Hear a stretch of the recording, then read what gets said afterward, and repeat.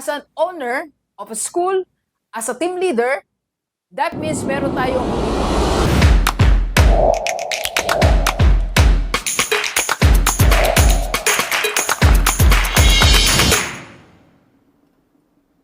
Hello po sa lahat ng mga 50 years old. Happy New Year sa atin. I miss this vlog na magkwentuhan ulit tayo.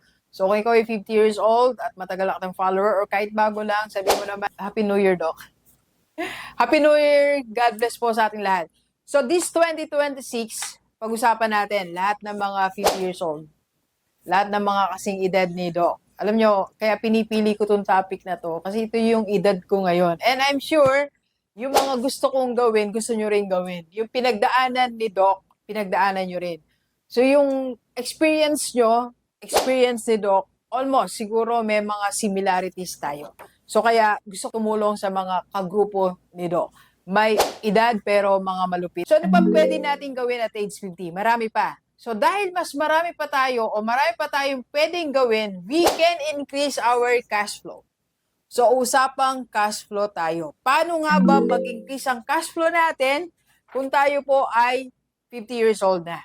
Okay? Again, huwag mawala ng pag-asa sa mga 50. Ako po ay 52 pero punong-puno ng pag-asa, punong-puno pa rin ng energy, at punong-puno pa rin ng pangarap. Ang dami ko pa rin gustong pangarap. I never stop dreaming. Umabot ako ng 40, 45, 50, 52, and would you believe, 60. May nakaplan na akong gawin 60. Pero pag 60 na ako, ibang set na yung gagawin natin. Okay? So, pag-usapan na natin. Simulan na natin. Meron po ako ditong 5. 5 framework or 5 new things na pwede natin gawin. First, start your second identity.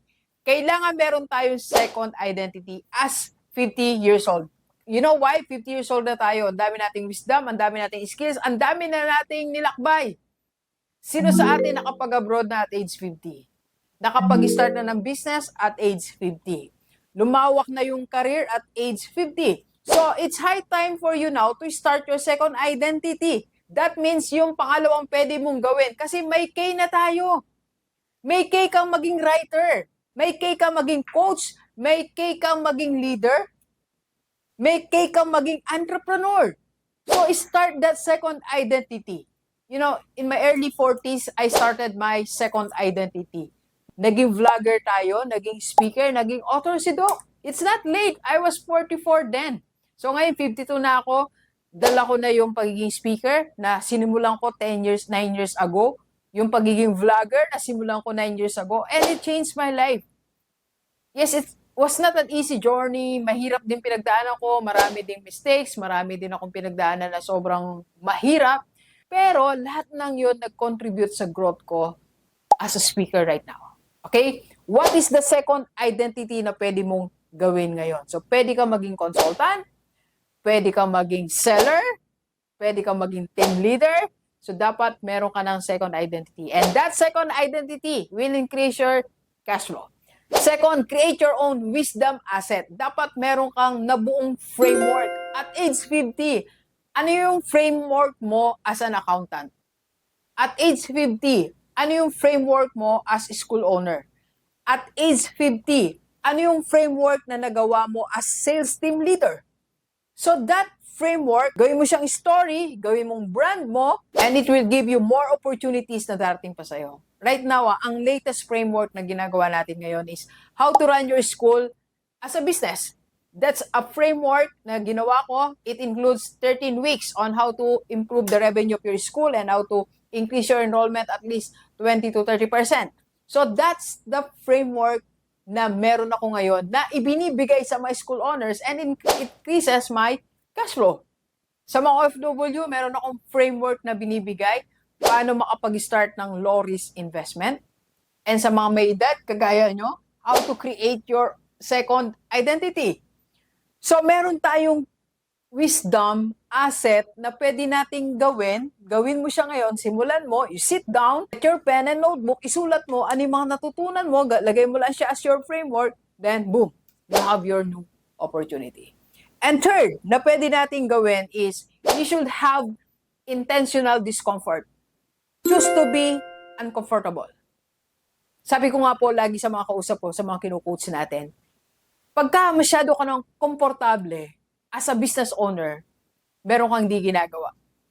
Pag masyado kang komportable, as an owner of a school, as a team leader, that means meron tayong hindi ginagawa. So, you should intentionally gawin mo uncomfortable yung sarili mo. For example, ngayon, season ngayon ng vacation eh. Pero hindi ako masyadong komportable. Hindi ko ginawang komportable ang buhay ko ng 2 weeks. I wake up early, nagpapa-araw si Doc for my health, vitamin D to get vitamin D. I walk and nag-exercise tayo kasi pinaghahandaan ko yung mga seminars ko. Kailangan maganda naman shape ng body ni Doc. I read, I write. Nagpupuyat pa rin ako to write, to read. So it's discomfort because for the future, gagamitin ko yung ginagawa ko ngayon. So dapat ready tayo as 50 years old, ready kang mapuyat every Saturday. Ready kang magkulong sa kwarto mo, discomfort, maghapon kang magsulat, magbasa, that's discomfort on you. Kasi baka yung komportable sa'yo, yung lagi kang nasa labas. Or vice versa. So, prepare to be uncomfortable. Dapat, once a week, merong araw na sobrang stress ka. Na sobrang dami na schedule mo. Hindi pwedeng everyday komportable tayo at age 50. Matagal na tayo naging komportable. Matagal na naging komportable yung buhay natin.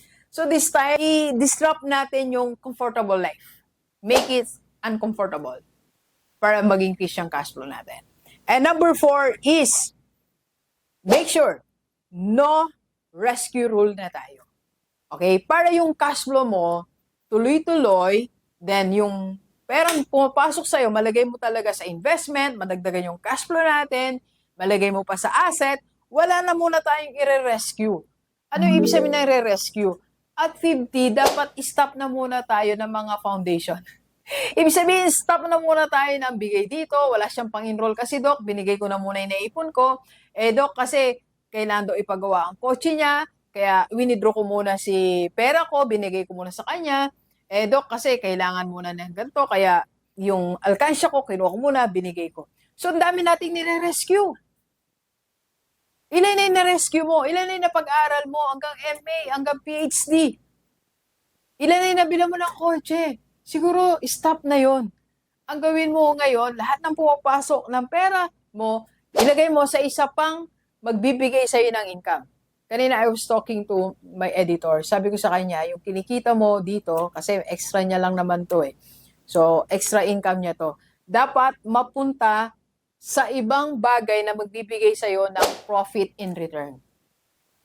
Dapat yung extra income mo ngayon, o yung extra money mo, kumikita siya to increase your cash flow at age 50. Alright? Tama na yung mga rescue. Ang dami mo nang na-rescue. I-rescue mo na yung sarili mo, i-rescue mo yung retirement mo. And number 5 is create minimum lifestyle plan. So this 2026, lahat ng mga 50 years old, dapat meron ka nang nakalagay na this is my minimum lifestyle plan. Minimum, ibig sabihin, klaro sa'yo ang budget mo. Kahit may mga dumarating ka na extra income, extra bonus, kailangan may plano pa rin yung lifestyle mo. Klaro sa'yo ang budget mo a month, budget mo quarterly. Ano yung limit ng iyong mga travel? Ano yung limit ng pag-purchase mo? Kahapon I was talking to a group of people kasi meron po akong tagabilin ng mga bagay-bagay na gusto ko. Sabi ko, i-line up muna natin. Marami silang pinapabili. Sabi ko, i-line up muna natin. Kasi meron akong plan to purchase this 2026. So, ganun din gawin natin. You can afford it, you can withdraw, pero naka-plan pa rin. Okay? And second, yung minimum lifestyle plan natin is it includes also your activities. Anong engagement lang ang gagawin mo? Anong activities lang yung papatulan mo? Like sa amin, dito sa Rockstar, sa mga trainings natin, dahil sobrang madami tayong mga seminar ngayon on school owners. So may mga batches tayo, may masterclass tayo sa AIM, sa conference center po nila. We're renting the place there. So merong mga seminars na I will not touch. Sabi ko, I will not touch project like this, like that. Alright? So, naka-define na yung lifestyle na gagawin ko in relation to my business this 2026. Alright? Then, meron na rin tayong plan sa community natin, sa IMG Rockstar and Kaiser Activities. That's why not all invitations ay i-welcome natin. Kaya may mga ite-turn down tayong seminars. Gusto-gusto kong mag-seminar pero kung hindi pasok dun sa criteria namin, hindi po na namin tatanggapin this 2026. Okay? So dapat meron ka rin ganon. Anong invitation ang di mo tatanggapin? Anong expenses yung di mo papatulan? That includes in your lifestyle plan. Okay? So sa lahat ng 50 years old, this 2026, gawin nating mas mataas or mabilis ang daloy ng cash flow natin. Let's go, let's go. Kape po tayo.